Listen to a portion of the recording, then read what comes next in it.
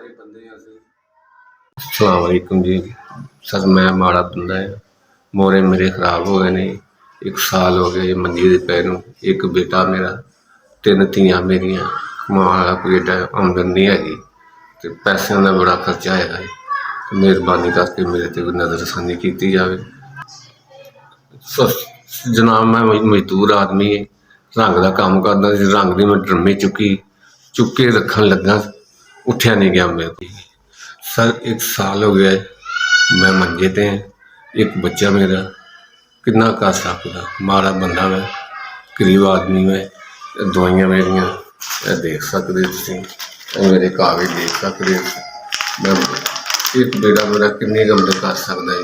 घर दफ्तर कुछ सही नहीं चल रहा, बहुत हालात माड़े हैगे ने। मेहरबानी करके कोई मेरा नज़रसानी किते दवाइयां मेरियां देख लो, कागज मेरे देख सकते।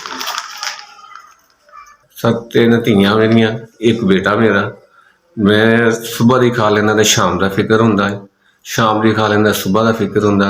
घर दा कोई जरिया ऐसा नहीं है जेह्ड़ा चल सके, तो मेहरबानी करके कोई मेरी मदद की जाए, कि नज़रसानी की जाए।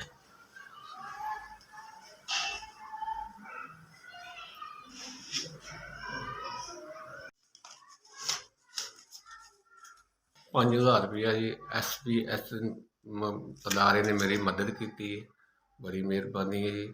अल्लाह पाक SPS नूं सलामत रखे, ढेरों तरक्कियां देवे, इजाफा करदा रहे। इस तरह लोगों दी मददां करदा रहे, इस तरह लोगों कोल दुआवां लैंदा रहे। SPS दा बड़ी मेहरबानी, बहुत बहुत शुक्रिया।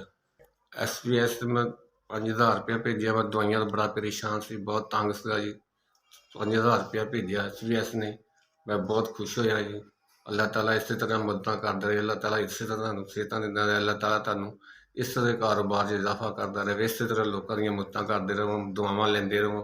इस तरह ही अल्लाह ताला तुहानूं इजाफा करदा रहे, इस तरह तुहाडे अदारे नूं अल्लाह ताला होर तरक्की अता फरमाए।